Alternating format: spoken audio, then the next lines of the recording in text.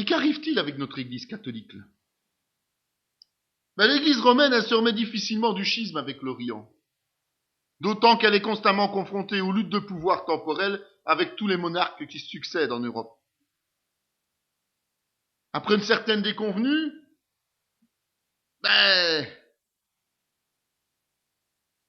le pape a pris pouvoir et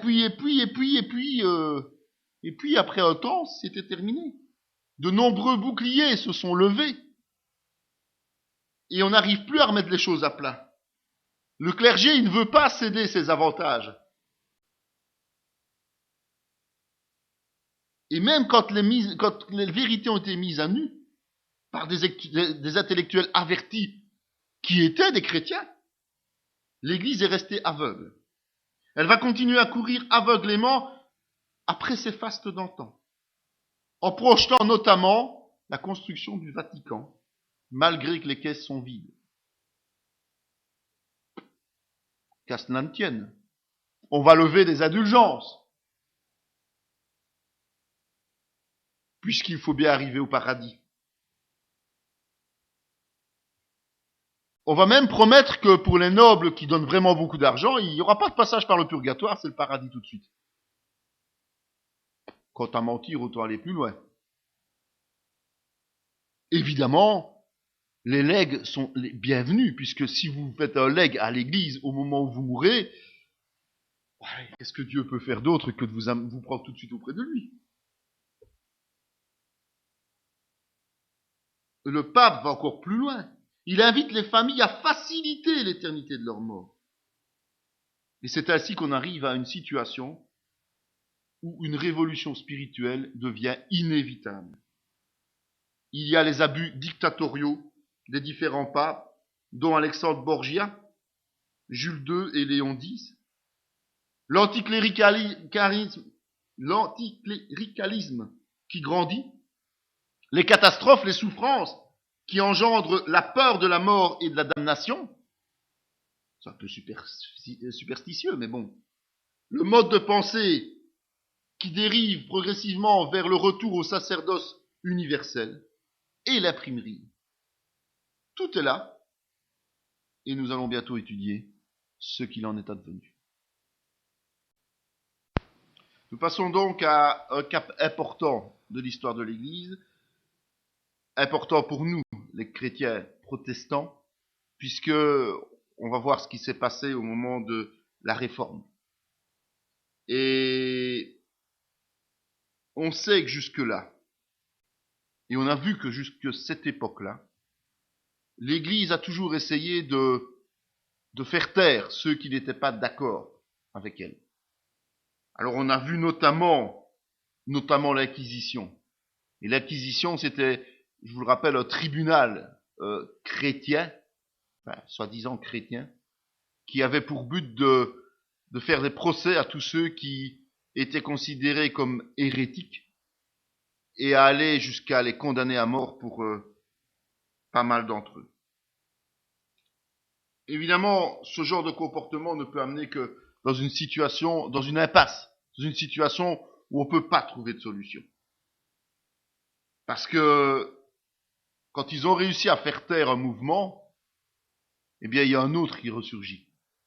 On a vu qu'à tout moment, il y a tout le temps des gens qui disent qu'ils ne sont pas d'accord, et comme ils savent que ça risque d'être réprimandé de façon agressive, eh bien, eux aussi sont plus virulents.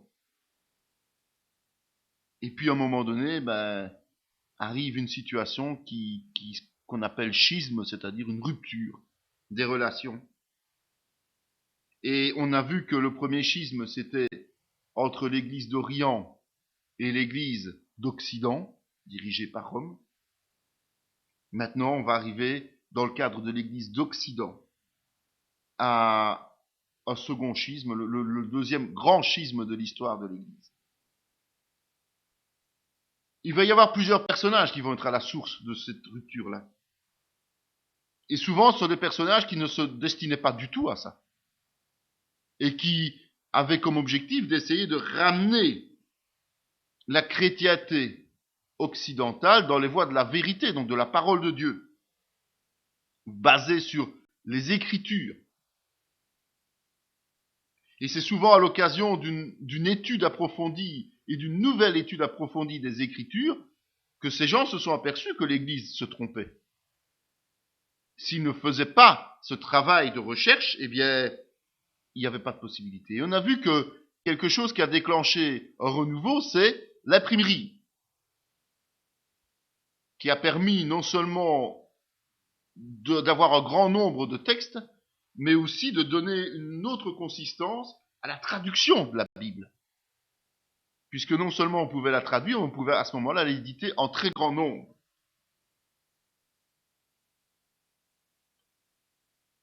Et puis, on a vu aussi qu'il y avait des lignées qui parfois disaient être de l'origine des apôtres presque, notamment les Vaudois, qui eux ont perpétué l'Église primitive envers et contre tout. Rappelez-vous qu'on a retrouvé une Bible en français chez les Vaudois avant que la première traduction française officielle ait eu lieu. Elle datait au moins d'un siècle auparavant. Et donc, ce qui veut dire que certains, un petit nombre, sont restés dans l'ombre, mais on continue à perpétuer cette tradition chrétienne et à prendre les devants par rapport même à Luther, à Calvin et tout ça. Et se sont retrouvés dans ce mouvement réformateur un peu par le hasard des choses, quoique pour Dieu, il n'y ait pas de hasard.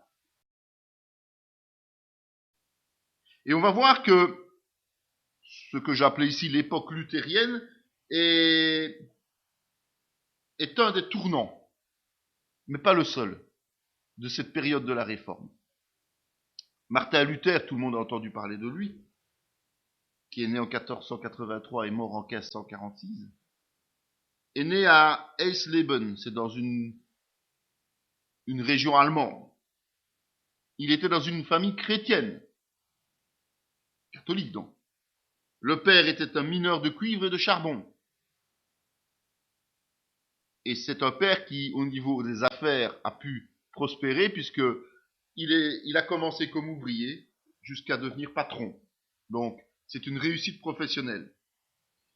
Ce qui veut dire qu'à cette époque, les études coûtaient très cher et que grâce au fait que le père soit devenu nanti, eh bien, Martin a pu étudier à l'université, ce qui était exceptionnel évidemment, l'université d'Erfurt. Et il a fait une formation de 5 années, ce qui est aussi conséquent. À l'époque, c'était un cursus qu'on appelait le trivium, c'est-à-dire que c'est un cursus qui comprenait la grammaire latine, la dialectique, ou l'argumentation, donc savoir parler, tout simplement, et la dialectique c'était plutôt le savoir justifier, savoir argumenter, et la rhétorique, donc de savoir communiquer. Donc on voit que quelque part, Martin Luther n'était pas n'importe qui, qu'il a été formé pour devenir quelqu'un qui savait communiquer les choses et argumenter. Aujourd'hui, c'est ce qu'on appellerait plutôt la technique scientifique, de pouvoir justifier ce qu'on enseigne et la capacité d'enseigner les choses. En fait, c'est quelqu'un qui savait présenter son produit. Aujourd'hui, c'est un peu ce qu'on apprend aussi à ceux qui doivent vendre quelque chose. À cette époque, c'était ça aussi. Et puis, il va lui-même, autodidacte quelque part, étudier Aristote. Donc, ça veut dire qu'Aristote, un penseur, lui a appris la logique. Aristote était quelqu'un de logique, la cohérence. Donc on peut dire que Luther était érudit et formé. Et ça, c'est important quand même de le signaler. Et comme c'était quelqu'un qui avait toute possibilité, eh bien, il décide de devenir avocat. Et donc, pour devenir avocat, eh bien, il entame le droit en 1505. Donc, après avoir travaillé 5 ans, tout le reste de sa formation, il se lance dans le droit. Pas pressé, évidemment. Et bien décidé, il s'inscrit à la faculté. Mais lors d'un voyage, en juillet de la même année, il est pris dans un orage, un violent orage.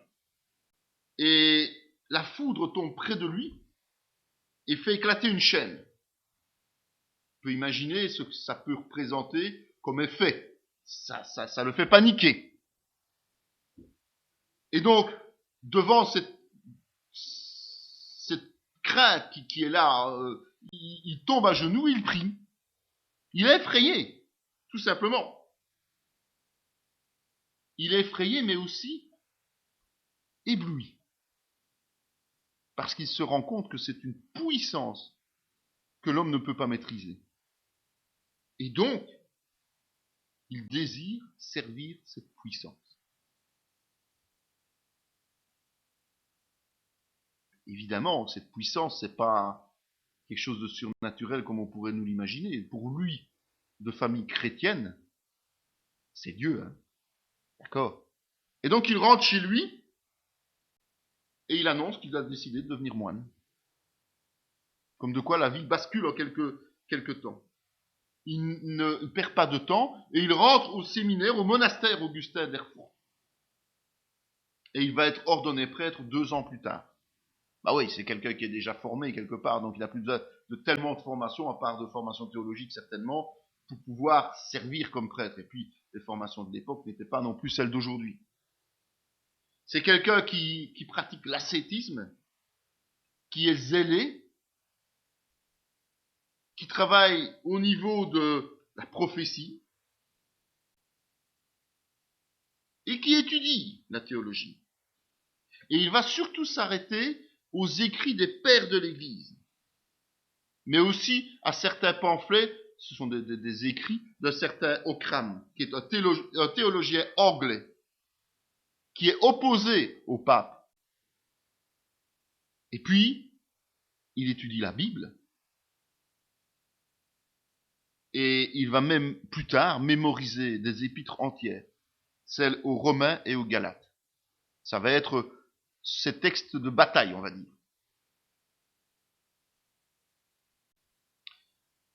Et donc il devient prêtre et il donne son premier office.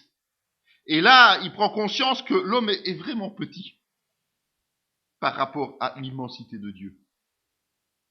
Et ça lui fait peur. Il prend conscience que l'homme n'est rien sans Dieu. Il prend conscience aussi dès le début que l'Église enseigne des choses qui ne sont pas de Dieu. Et que l'Église s'éloigne des Écritures. Évidemment, il n'aurait pas pu le voir et comprendre s'il n'avait pas fait tout son cursus avant. On est bien d'accord. Mais bon, il s'en rend compte, mais ne réagit pas tout de suite. Il va continuer à sa carrière de prêtre. Il va partir d'Erfurt, où il a été nommé, pour être nommé à Staupitz, puis à Wittenberg. Et il devient là-bas, en même temps que prêtre, comme c'était souvent à l'époque, professeur de philosophie, de morale et de théologie. En 1510, donc seulement 3 ans après avoir été nommé prêtre, donc on voit déjà qu'il a une carrière assez chargée, il est envoyé à Rome parce qu'il y a un problème à résoudre pour l'église du coin. Et là, il va être vexé, choqué par le luxe, par la corruption, par l'abus, par la débauche, par les vêtements somptueux, par les orgies, par les excès de vin et par les femmes. En fait, Rome est complètement dévoyée. Et quand on parle de Rome, on ne parle pas que de la ville, on parle aussi de la hiérarchie ecclésiastique, hein, du pape et des autres. Et lui, il va aller dans les lieux saints. Et là, il va y vivre des expériences personnelles religieuses graves et importantes. Et il va jusqu'à monter un escalier de 200 marches à genoux en priant. Mais ça ne lui suffit pas, évidemment. Autant son expérience personnelle est forte, autant il est déçu de ce qu'il a vu. Et donc, il va rentrer dans son monastère. Et 1 an plus tard, il va commencer à avoir des visions. Et comme il en parle, eh bien, on va estimer qu'il souffre de troubles psychiques. Mais lui, il va pas s'arrêter à ça. Et il décide de relire le Nouveau Testament dans son entièreté, mais en grec, pour bien comprendre les tenants et aboutissants du texte. Et là, il va se rendre compte que il y a des divergences entre la version grecque et la version latine. Il y a un certain Dévola, on l'avait déjà cité, on avait déjà constaté ça. Et quand il va arriver aux épîtres, donc il y a déjà une belle lecture qui a été faite, en grec, je rappelle, il va constater que le salut s'obtient par la foi. Eh bien oui. La lettre aux Romains, Romains 1,17, oui, parle de la justice de Dieu et de la justification gratuite par la foi. Et donc, lui qui a été formé en disant que le salut s'obtenait par les œuvres, puisqu'il fallait faire pénitence, il fallait ceci et cela, va avoir un mode de pensée tout à fait bousculé.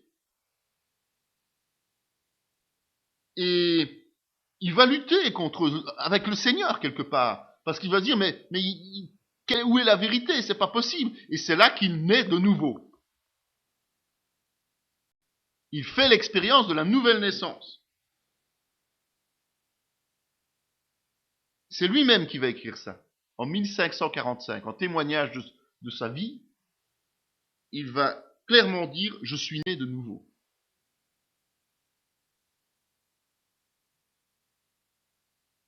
En fait, Luther n'invente rien. Hein.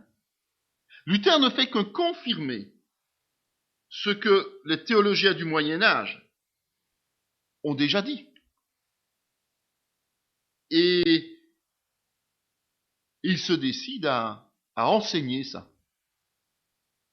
Il commence à enseigner les principes de la nouvelle naissance, de la justification par la foi. Et on peut estimer que c'est le début de la réforme. Nous sommes le 31 octobre 1517. Et là, quelque chose de particulier va se passer, c'est que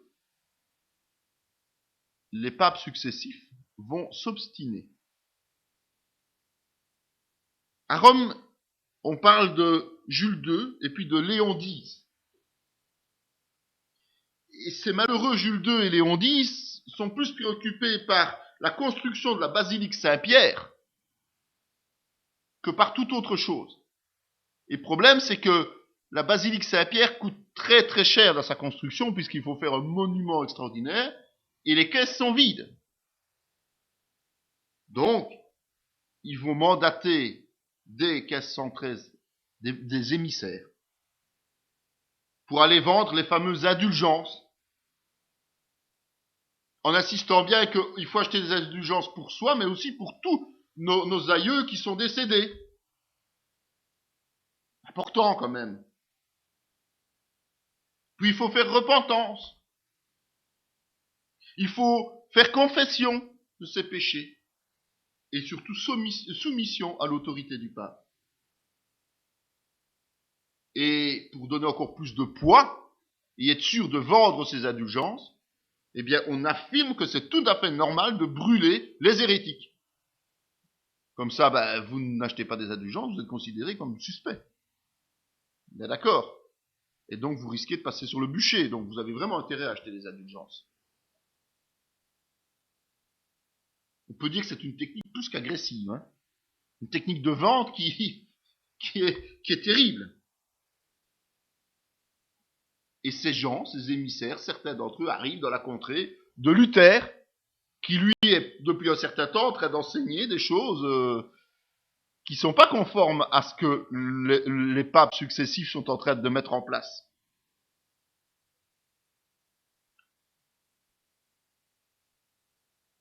Et en 1517, on a le prince Albert de Brandebourg, qui est aussi archevêque de Magdebourg, qui est administrateur d'Alberstadt, donc en fait il prend toute la région, veut ajouter une fonction supplémentaire, il veut devenir évêque de Mayence.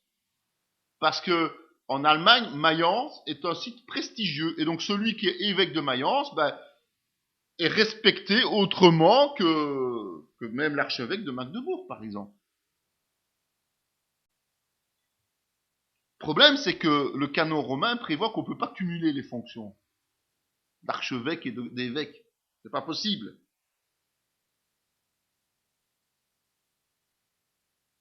Et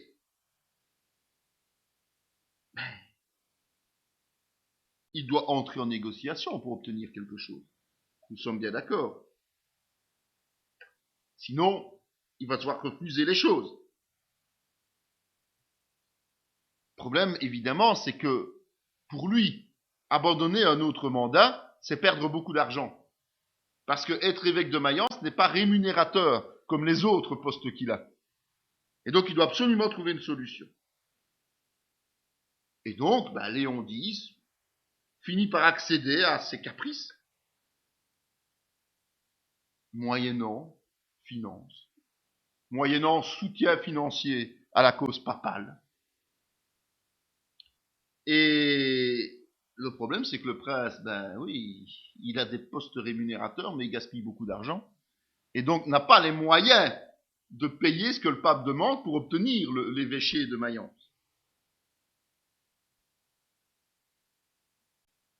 Donc, un certain banquier, qui existait aussi à l'époque, Jacob Fugger, qui lui est installé à Rome,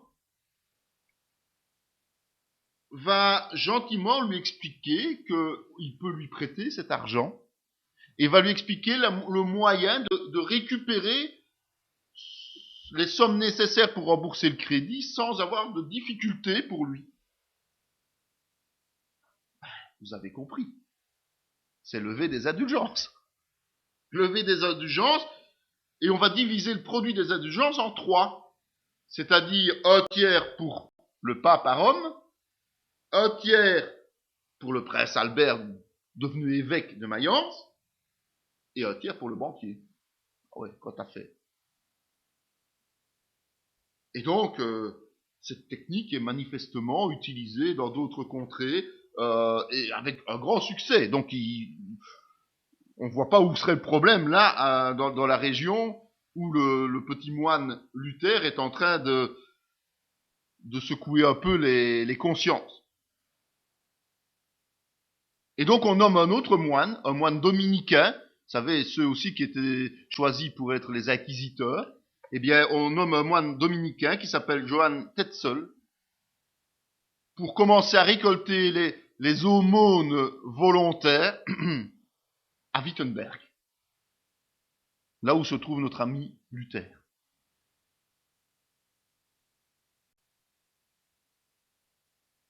Mais c'est peu faire de cas des autres seigneurs du coin, et notamment les princes de Saxe et de Wittenberg, qui eux sont pas d'accord avec Albert, et qui n'en ont rien à faire quelque part du pape et de l'autorité de ce pape. Et donc ils interdisent à ce fameux Tetzel de prêcher sur leur terre, puisqu'en fait, quand le moine arrivait, il faisait des prédications pour encourager les gens à participer financièrement en achetant les indulgences. Il leur interdit.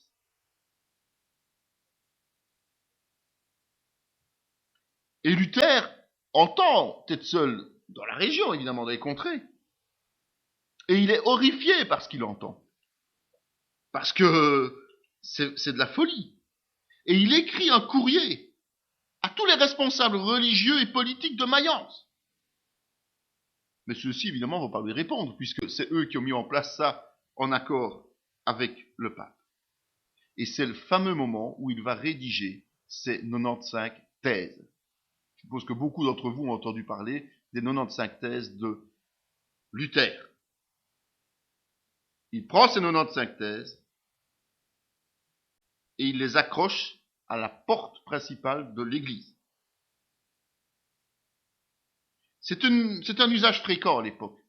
Quand on veut provoquer un débat théologique, eh bien, on met ces notes qu'on affiche sur la porte et on provoque quelque part une dispute académique qui permet de partager les avis et de trancher à un moment donné. Donc c'est quelque chose de tout à fait normal, et donc Luther utilise la procédure normale. Et il y dénonce un certain nombre de choses, comme l'inutilité des indulgences. Il dit clairement qu'elles ne sont pas doctrinales, et donc ça ne sert à rien ces indulgences pour obtenir le salut. Et il insiste sur la foi seule suffit. Il reproche au pape de puiser dans la poche des fidèles plutôt que d'utiliser ses propres deniers à lui, sa propre fortune. Il insiste en disant que le pape n'a aucun pouvoir sur les monarques temporels, donc sur les rois, les princes, il n'a aucun pouvoir.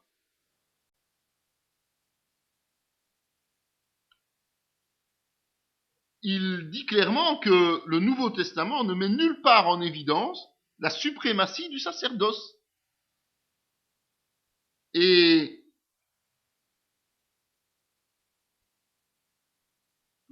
voilà, le sacerdoce n'est pas l'égal de la parole de Dieu.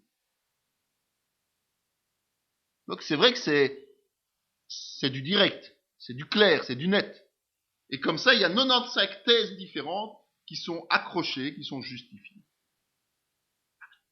C'est très clair, il est en train de contester l'autorité du pape et de tout le système qui est établi et qui fonctionne à cette époque-là. Et c'est là que l'imprimerie va aussi jouer un rôle très important. Parce que on a vu que Luther avait des étudiants. Il était en train de les former. Ces étudiants passent leur temps à traduire les thèses dans différentes langues. On ne peut pas tout faire tout seul. Et puis on imprime toutes ces thèses. Et dès 1518, donc même pas, une année après, les positions de Luther se trouvent à Bâle, à Leipzig, à Nuremberg. Et quelques mois après, dans tous les pays européens, les thèses de Luther sont lues. Simplement grâce à l'invention de l'imprimerie. Et les hommes croient qu'ils inventent les choses par eux-mêmes. Moi, je ne crois pas ça. Pourquoi, ce moment-là, l'imprimerie a-t-elle été inventée? Pourquoi pas un peu plus tôt ou un peu plus tard? Parce que les plans de Dieu sont parfaits et que c'était à ce moment-là qu'il fallait cette imprimerie. Et donc, un grand nombre de théologiens vont prendre connaissance de ça, évidemment, parce qu'on leur amène les papiers en disant, vous avez vu, un certain Luther, Martin Luther, un petit moine d'Allemagne est en train de sortir des choses. Et donc, il y a des théologiens qui ont pignon sur rue à l'époque, qui s'appellent notamment Dürer, qui s'appelle Érasme. Érasme. On entend parler d'Érasme. Hein. Ici encore dans notre pays, il y a des traces d'Érasme. C'est un théologien. Mais ces théologiens vont prendre connaissance et transmettre l'information à un certain Thomas More. Ces gens sont d'accord avec Luther. Ces gens disent il a raison dans ce qu'il fait. Mais entre être d'accord et prendre une position claire, nette et précise, il y a un monde de différence. Et ces gens tiennent à leur réputation. Ces gens tiennent à leurs avantages. Et donc, ils resteront fidèles à l'Église catholique.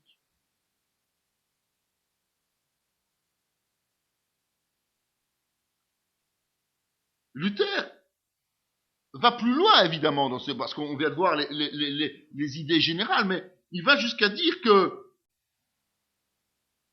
pour être un vrai théologien, il faut renoncer à Aristote. Mais à cette époque-là, tous les théologiens étudiaient les penseurs grecs et autres.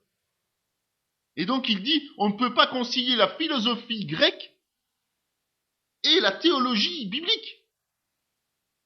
Mais Érasme est connu pour un libre penseur, hein, pour quelqu'un qui, justement, était axé sur la philosophie. Et d'ailleurs, même Luther, quand il était enseignant à l'université, enseignait la philosophie et la théologie. En fait, tout était combiné. Et même à l'Orient, on a vu, les écrits grecs ont maintenu une influence sur l'Église. Et il dit, on ne peut pas combiner les deux. Ou c'est Jésus, ou c'est Mais évidemment, dire ça, ou c'est Aristote, dire ça, c'est considéré comme une hérésie.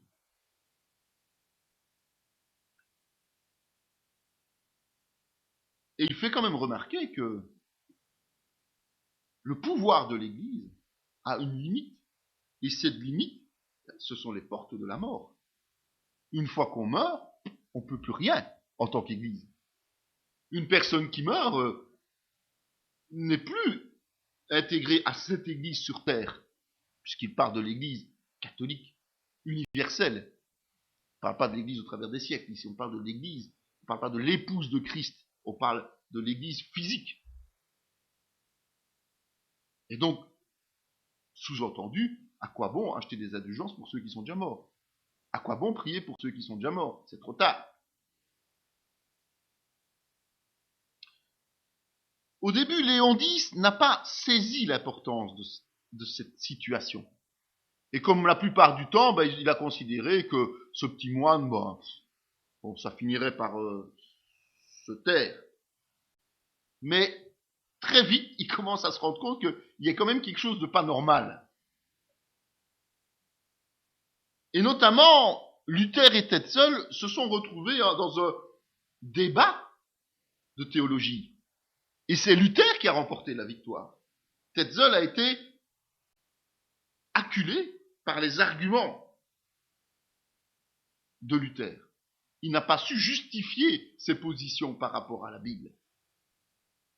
Ce qui veut dire que là, Léon X comprend qu'il y a un risque d'éclatement.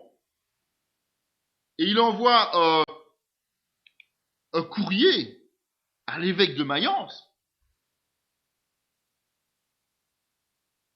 Parce que, effectivement, le chiffre d'affaires des indulgences chute méchamment, surtout suite à la victoire de Luther. Et ce sont les moines augustins qui demandent à en parler.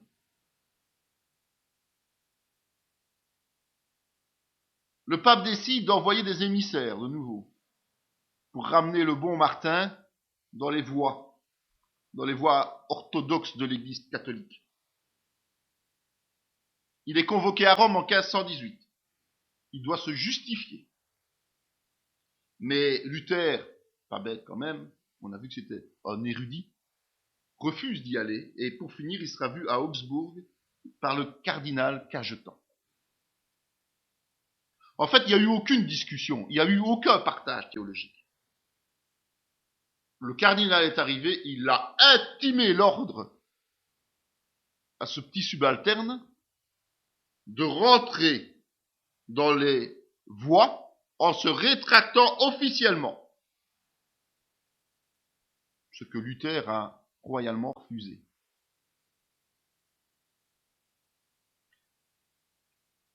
Il sait qu'à ce moment-là, même s'il n'est pas impressionné par ces ordres, que sa vie est en danger. Et donc il va fuir de nuit de peur d'être jeté en prison et d'être tué. L'hérésie. Et dans sa retraite, on va dire, il va écrire de nouveaux ouvrages. Et un porte le titre de la papauté qui est à Rome. Ça dit ce que ça dit. Et donc, avec un titre pareil, le pape, c'était pas des amabilités qu'il mettait dedans, soyons clairs. Eh bien, on pense gentiment à excommunier Luther. Et Luther explique que, pour lui, l'Église est malade pour diverses raisons. C'est que, notamment, elle fait une distinction entre les laïcs et le clergé, alors que le sacerdoce doit être universel. Elle exerce un monopole sur l'interprétation de la parole, alors que chaque croyant a le potentiel pour étudier les Écritures.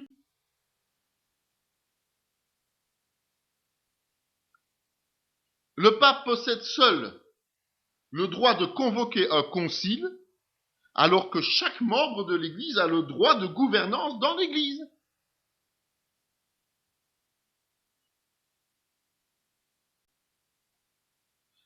Luther est à ce moment-là le porte-parole des gens, du peuple qui est mécontent dans l'Église. Le peuple germanique, les Allemands sont réticents à cette hégémonie papale. Et donc, comme ils ont, au travers de la personne de Luther, quelqu'un pour prendre la parole, eh bien, ils commencent gentiment à se révolter quelque part, à se sentir plus forts contre les princes soumis au pape et contre le pape lui-même. Et Luther doit, il faut bien le dire, et c'est pour ça que je dis que les plans de Dieu sont tellement parfaits, il doit sa vie simplement au fait que l'Allemagne ne fait pas un, mais ce sont tout petits États morcelés les uns dans les autres et tous ne partagent pas le même avis, on l'a vu tout à l'heure, avec Saxe et Wittenberg.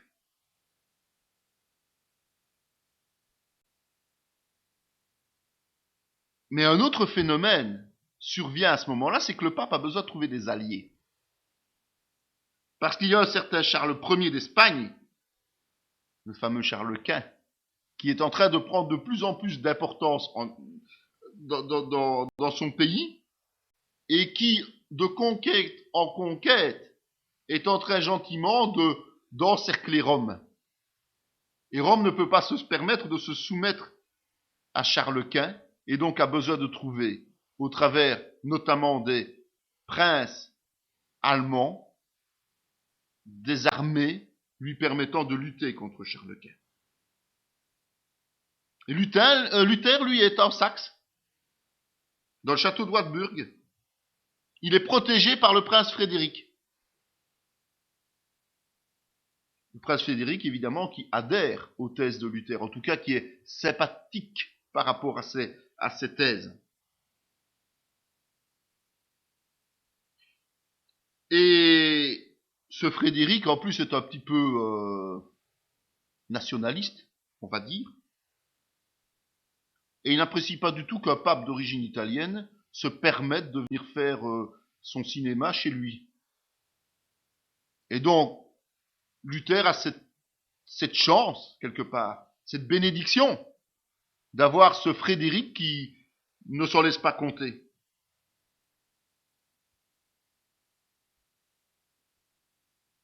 Et donc, il décide de rejeter la gérance extérieure. Et d'autres princes le suivent aussi. Ils veulent rester chefs chez eux. Même si c'est une influence religieuse, ils n'en veulent pas.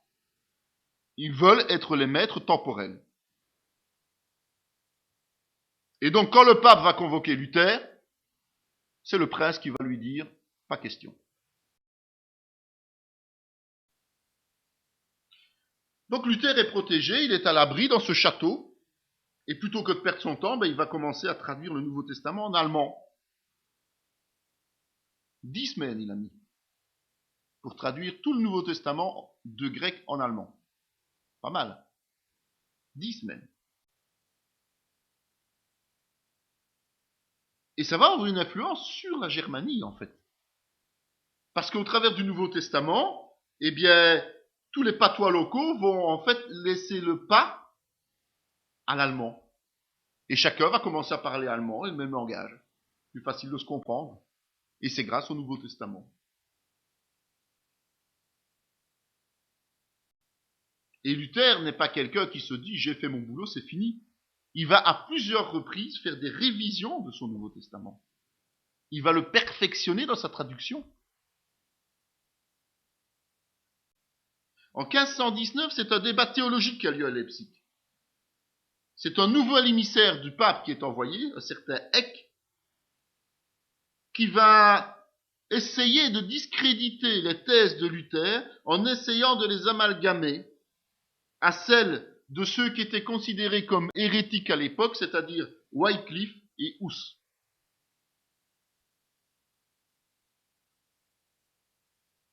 Luther nie avec vigueur qu'il se soit inspiré de ces deux personnages.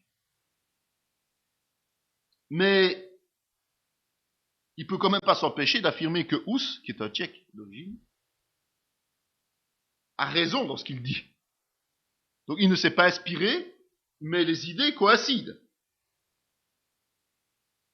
Et donc, il ne faut pas plus pour l'Église catholique romaine pour accuser Luther d'hérésie. Puisque vous voyez bien qu'il est d'accord avec lui. C'est une blague s'il dit qu'il ne s'en est pas inspiré. Hein. Voilà.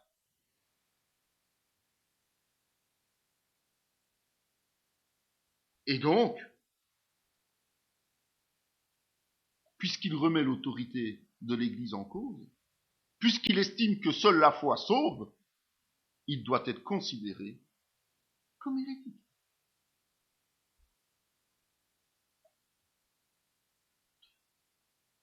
Et là, on va voir une lutte.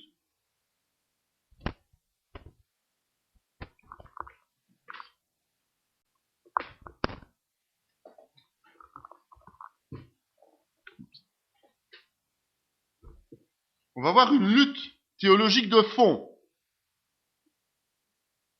Cette lutte théologique de fond va prendre une ampleur extraordinaire. Elle va avoir lieu dans des prétoires, donc des endroits où des gens se rassemblent.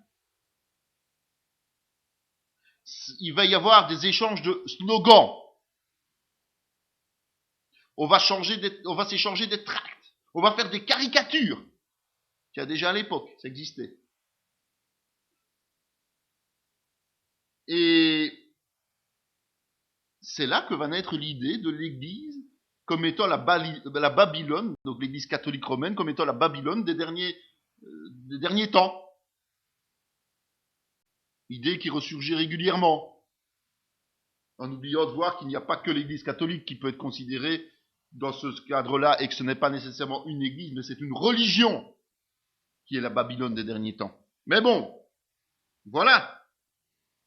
Et le pape est assimilé à un démon.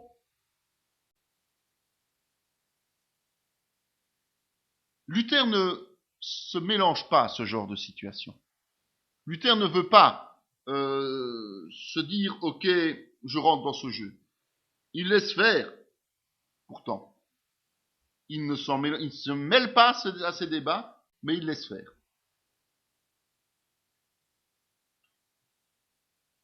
Et puis il va commencer à s'entourer de conseillers, en quelque sorte.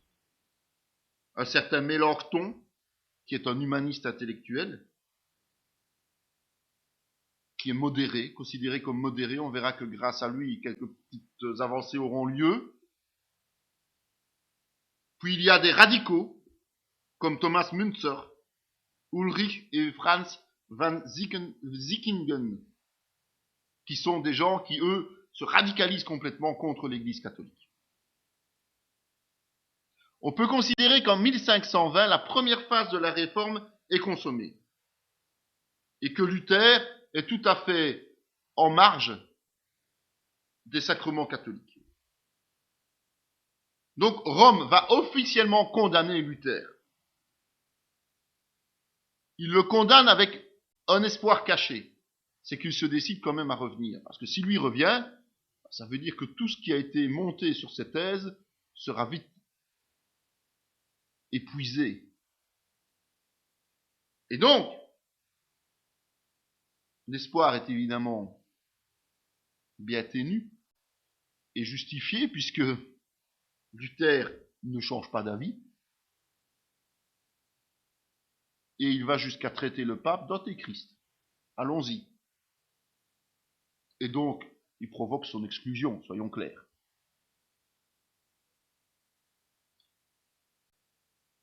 En réaction à son excommunication, Luther ordonne au pape et aux cardinaux de faire pénitence sous peine d'être damnés.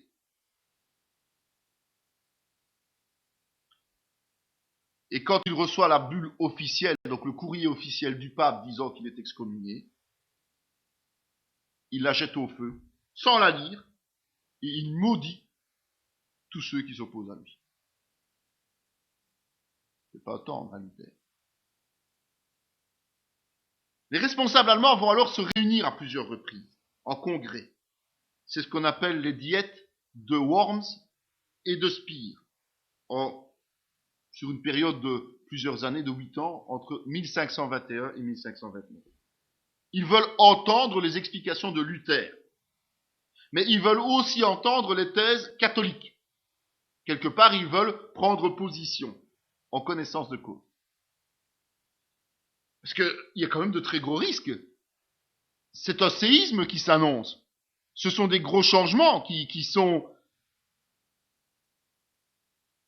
en cours. Et donc, Luther va accepter de s'y rendre. Et il va dire clairement, c'est devenu une affirmation évidente et qui a laissé des traces, être ici et ne plus pouvoir bouger.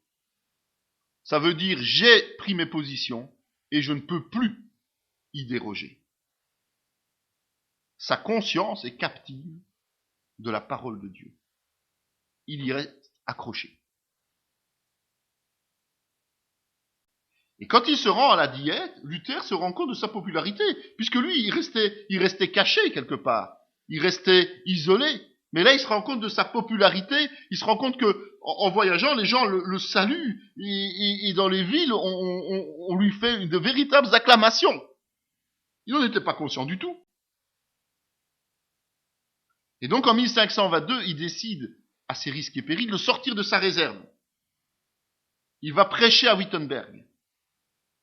Il reprend les rênes du mouvement contestataire, puisqu'on s'est rendu compte que depuis 1517, c'est pas lui qui a dirigé la réforme. Ce sont d'autres personnes qui sont intervenues, puisque lui restait en retrait.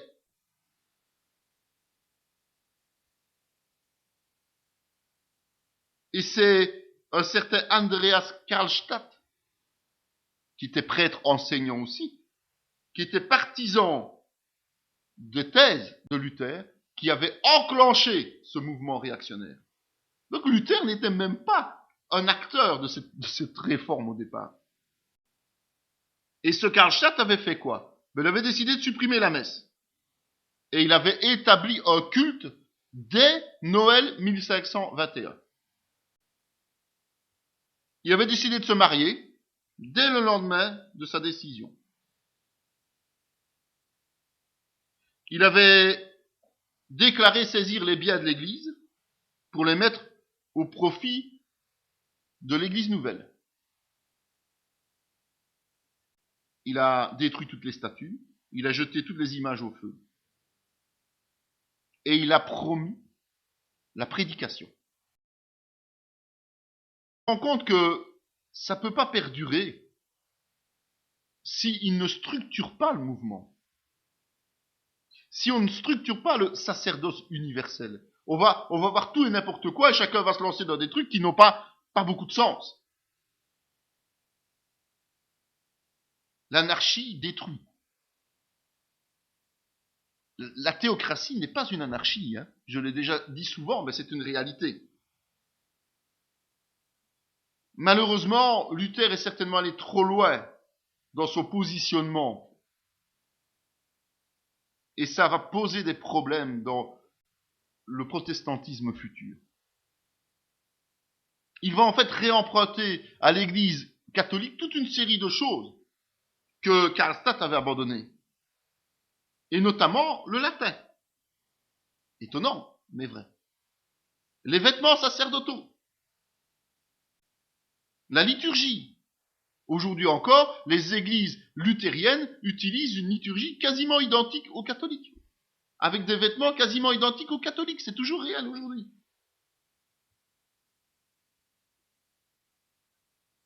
Mais il permet, en tout cas dans un premier temps, parce que ça va tomber à l'eau aussi, il permet à l'assistance d'estimer, de juger la prédication des pasteurs. Ils peuvent donner leur avis, si c'est valable ou pas, en résumé. À ce moment-là, il y a une révolte qui est en train de prendre naissance, celle des chevaliers. Mais ils refusent de cautionner une révolte armée. Ils n'en veulent pas. C'est en 1522 et en 1525. Ils ne croient pas non plus à la lutte armée des paysans. Il va même se moquer de celui qu'il avait utilisé comme conseiller précédemment, Thomas Müntzer. Et cette armée de paysans va être défaite en 1525. Et Thomas Müntzer va être torturé puis décapité. Et tous les autres meneurs vont se retrouver avec les yeux crevés.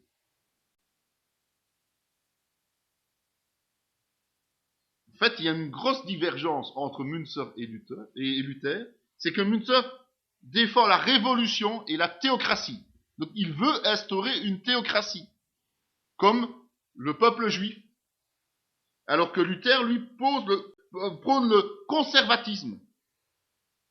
C'est-à-dire deux mondes, un spirituel et un temporel. Et la laïcisation de l'Église. Donc, sacerdoce universel, chaque membre est lui-même prêtre, en quelque sorte. En 1524, Luther va se marier à Catherine van Boor.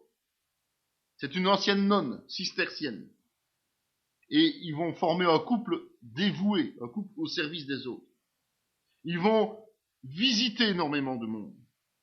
Et ils ne prennent aucun repas sans être accompagnés d'étrangers. Pendant tout ce temps, il y a un secrétaire qui note le contenu de toutes les conversations. En fait, Luther ne parle jamais que de la parole. Il ne parle jamais que de Dieu, que de Jésus-Christ. Il ne parle pas du reste, il n'en a rien à faire des choses du monde. Et donc, il parle systématiquement, et donc le secrétaire prend note, et ça va lui permettre de publier beaucoup d'ouvrages, souvent évidemment contre le pape et son système. Et en 1546, il sort un best-seller, si on peut dire, qui s'appelle « Contre la papauté romaine instituée par le diable ». Pas d'équivoque non plus. La situation se calme dans cette région-là, progressivement. Et donc Luther reste à Wittenberg, il va y rester jusqu'à sa mort. Et là, il va s'efforcer de prêcher la justification par la foi, et il va écrire une brochure tous les 15 jours.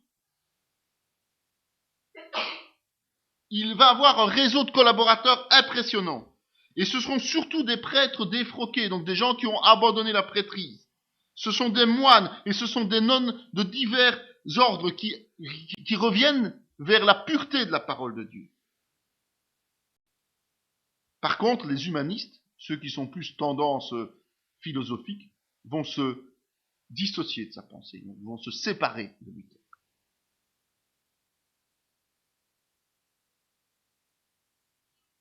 Une petite anecdote amusante, c'est que Luther, un jour, décide d'ouvrir un débat avec un évêque catholique, et lui dit, pour qu'on puisse parler des choses de Dieu, apportez vos livres, vos propres livres, ce que vous avez écrit, et moi j'apporterai les miens.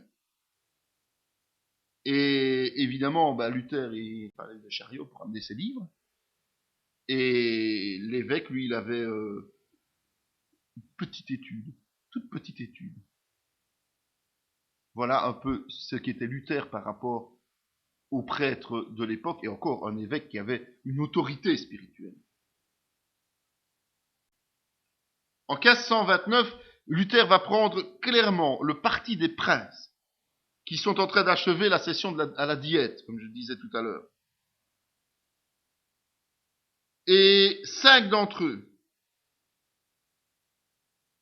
dont le grand maître de l'ordre teutonique, on a déjà entendu parler de ça, qui est à la tête en fait de moines soldats, qui s'appelle Albert de Brandebourg, et 14 villes, surtout des villes du Nord, vont adhérer aux thèses luthériennes.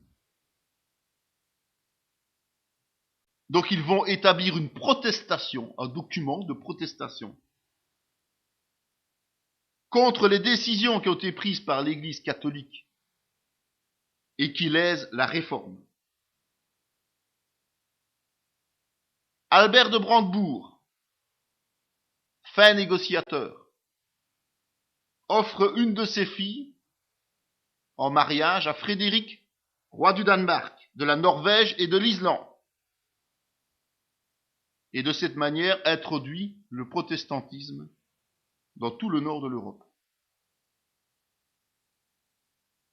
Pendant ce temps-là, Luther, lui, continue à préparer ses enseignements et élabore le petit et le grand catéchisme, pour bien mettre à jour les vérités doctrinales, en fait. C'est un enseignement. Le mot protestant en tant que tel n'est utilisé que en 1529, donc bien plus tard. C'est-à-dire au moment où officiellement les églises sans autorité du pape s'établissent. Mais surtout parce que ça fait suite à la protestation des princes vis-à-vis de l'autorité papale. Donc en réalité, le nom protestant de celui qui est chrétien protestant n'est pas nécessairement issu des thèses de protestation de Luther, mais plutôt de la protestation à la diète de Worms des chefs temporels contre l'autorité du pape. Et donc ce sont les autorités de Saxe, de Hesse, de Brandebourg, de Luxembourg, d'Alsace qui ont provoqué la rupture avec le diktat de Charles Quint, qui lui s'est rallié à l'Église catholique et avait en quelque sorte réunifié l'Europe en un empire catholique romain. Et eux protestent contre ça. Mais protestant, en réalité, c'est pas ne pas être d'accord. Protester, c'est normalement rendre témoignage, c'est-à-dire évangéliser.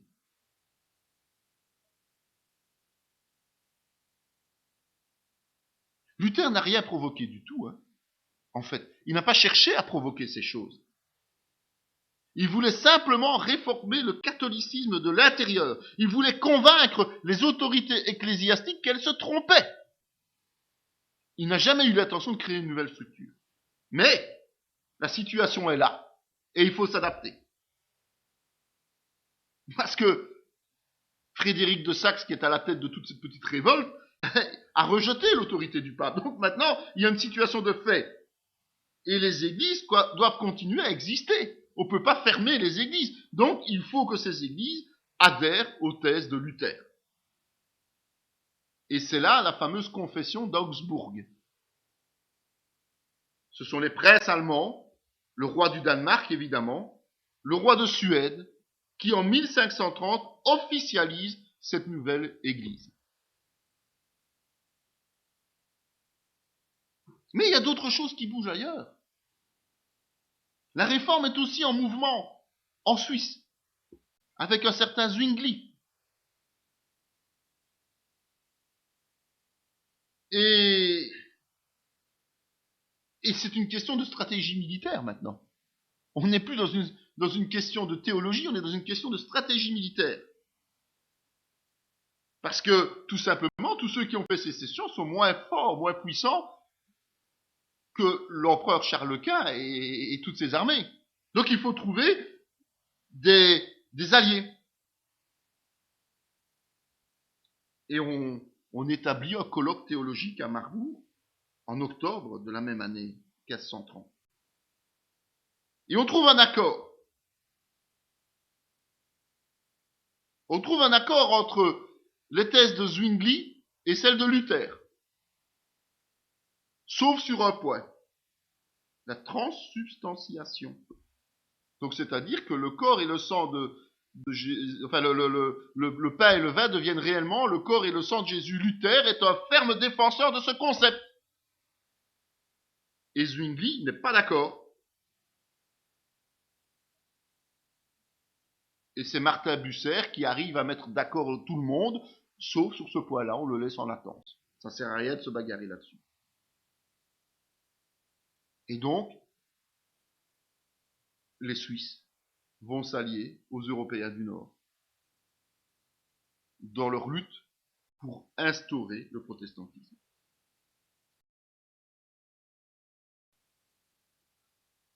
Et cette année-là, Mélenchon, qui avait été conseiller de Luther, mais qui n'était plus en odeur de sainteté vis-à-vis de lui, parce que Mélenchon n'avait pas approuvé le mariage de Luther,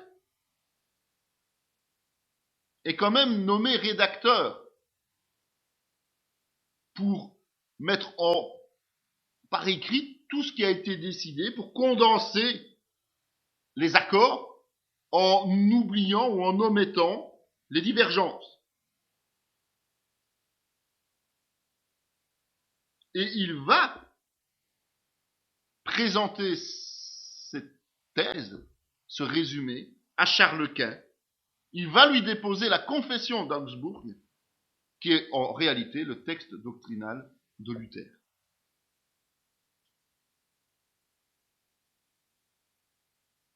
Et là, il y a quelque chose de particulier qui se passe. C'est que malgré la pression que le pape fait sur Charles Quint, il décide que ce qui est fait est fait. Et il accepte de maintenir le statu quo au point de vue religieux. Ce qui est catholique reste catholique, ce qui est protestant ne change plus.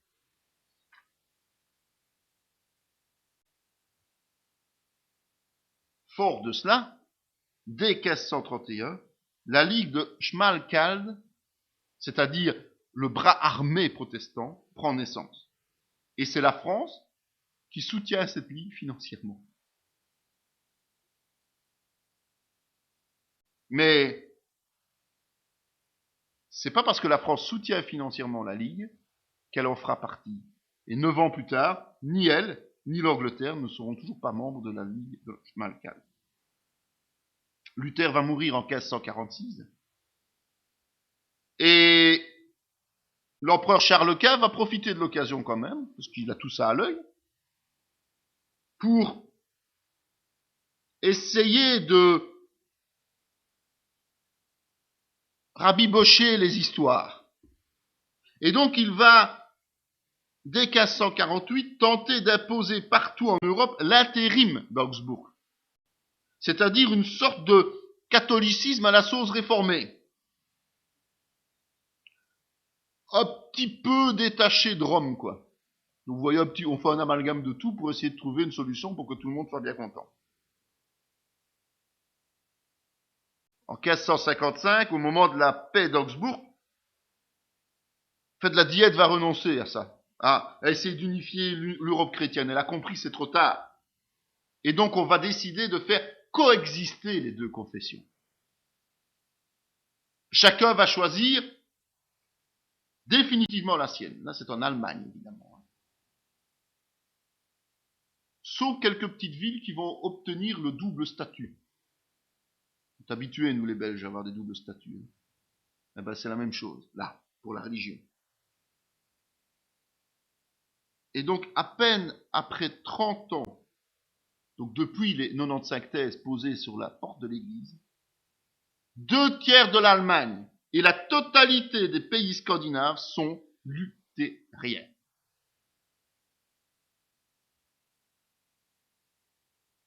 C'est vrai que la conquête religieuse des pays du Nord se sont déroulées de façon différente. Notamment en Norvège, c'est par la prédication. Un certain Jean Tausen principalement. En Islande et dans les pays baltes, c'était le frère Petersen. Parfois, c'était par la force. On a posé. Donc on tombait dans les mêmes travers, en fait, que l'Église catholique. Mais là où ça va freiner, c'est notamment en France, c'est notamment aux Pays-Bas, pour une simple et bonne raison, pas à cause du catholicisme, mais à cause d'une autre thèse qui est née en parallèle, le calvinisme, Jean Calvin.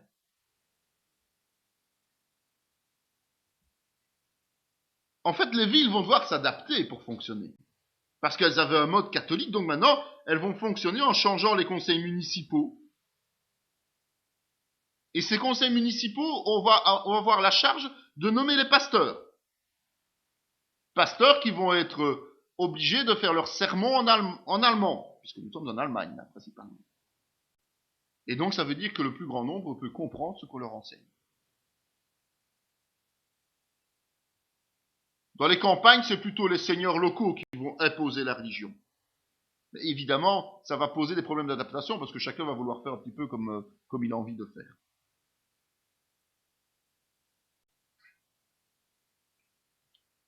Contrairement à ce que Luther voulait et défendait, c'est que les églises vont rarement être indépendantes. et elles vont se figer sur les bases territoriales, comme les catholiques précédemment. Et il va y avoir un système de contrôle, une sorte de contrôle, par des théologiens, par des juristes qui vont punir les récalcitrants. Le pasteur doit avoir une famille exemplaire, et ça devient le personnage central des villes. Et évidemment, il va devoir vivre. Et pour pouvoir vivre, il va bénéficier de l'argent civil. Mais juste ce qu'il faut pour vivre. Pour éviter justement les carriéristes. Ceux qui se diraient, bah, moi je suis pasteur, je suis garanti d'avoir mon salaire à vie. Et ils doivent, et ils dépendent quelque part, d'un consistoire. Vous savez, aujourd'hui on entend encore parler des consistoires. C'est-à-dire d'une assemblée qui prend les décisions de façon globale et de surintendants qui veillent aux besoins de l'Église. C'est en fait une nouvelle forme de hiérarchie qui pose aujourd'hui encore des problèmes. Évidemment, Luther est mort, donc ça veut dire qu'il va y avoir une lutte d'influence pour sa succession, comme toujours. Alors il y a ce qu'on appelle les philippistes, c'est-à-dire les disciples de Mélenchon, et les irénistes, qui sont des radicaux purs et durs, qui veulent, eux, rester fidèles à toute la théologie défendue par Luther. Et donc on va essayer de trouver des accords entre les deux tendances, et on va appeler ça la formule de concorde. Et ça va donner un retour en arrière de nouveau. Et c'est la tendance luthérienne qui va l'emporter, parce que en parallèle à ce qui se passe, c'est que l'influence de Calvin prend de plus en plus d'importance, même en Allemagne. En fait, on se rend compte que les thèses réformées au sens large ont plus d'impact parce que les réformés fondent des écoles, et beaucoup plus d'écoles que les catholiques. Et donc ça permet aux fidèles de comparer les écrits des uns et des autres, ça permet aux fidèles de pouvoir se forger une opinion personnelle. Et de se dire, si j'agis ainsi, c'est parce que j'ai compris telle ou telle chose. Et donc ils peuvent comparer ce que les calvinistes disent, ce que les luthériens disent, et l'un dans l'autre se faire leur propre opinion.